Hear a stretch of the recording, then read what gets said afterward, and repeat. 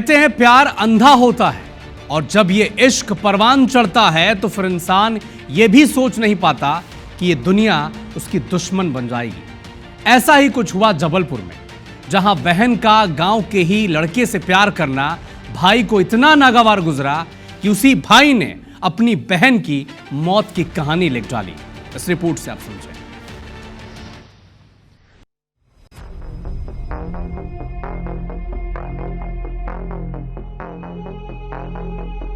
कहते हैं कि इश्क अंधा होता है। मोहब्बत में जब दो इंसान एक दूसरे को दिल दे बैठते हैं तो फिर वो यह नहीं सोचते कि यह समाज उन्हें स्वीकारेगा या नहीं।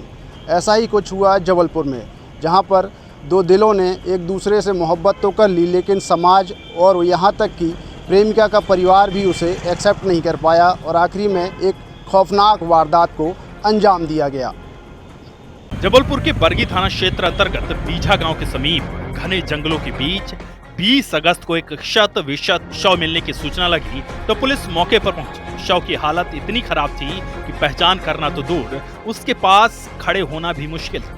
आसपास के गांव और थाने क्षेत्रों में पूछताछ की गई, लेकिन शव की पहचान नहीं हो सकी। पुलिस ने मर्ग कायम कर शव को पोस्टमार्टम के लिए भेज दिया। वहीं काफी खोजबीन के बाद मृतक की पहचान सिवनी जिला निवासी सत्येंद्र उइके के रूप में हुई, जिसकी गुमशुदगी की रिपोर्ट परिजनों ने सिवनी में दर्ज कराई थी। करीब एक हफ्ते बाद आई पोस्टमार्टम रिपोर्ट में पुलिस के शक को हकीकत में बदला। पोस्टमार्टम रिपोर्ट में खुलासा हुआ कि युवक की मौत गला घुटने से हुई।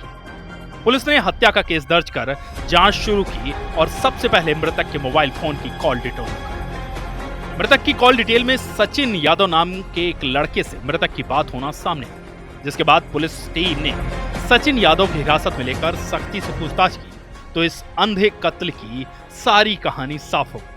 सचिन ने पुलिस को बताया कि उसने आशीष धुर्वे के कहने पर 15 अगस्त को सत्येंद्र को मंडला घूमने जाने के बहाने अपने एक अन्य साथी ब्रजेश के साथ लेकर बरगी के बीझा गांव के समीप जंगल में पहुंचा था, जहां आशीष, शिवदीन और हेमराज पहले से मौजूद थे और सभी ने मिलकर सत्येंद्र से मारपीट की और गला दबाकर उसकी हत्या कर दी। लाश को घने जंगल में छोड़कर पांचों मौके से फरार हो गए। आशीष ने सत्येंद्र को कई बार बहन से बात करने से मना किया था और दोनों के बीच कई बार विवाद भी हुआ था। जब सत्येंद्र और बहन के बीच बातचीत बंद नहीं हुई तो आशीष ने इस हत्याकांड की साजिश रची।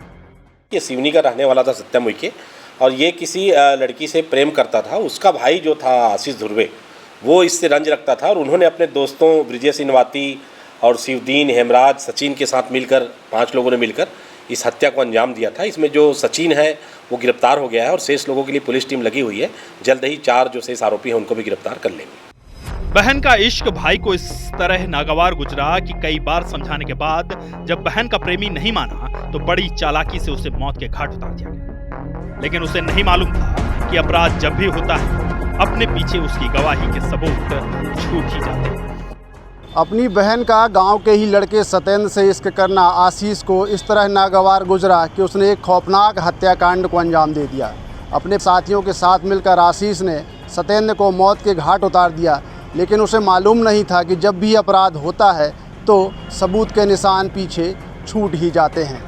धर्म गौतम, IBC 24, जबलपुर।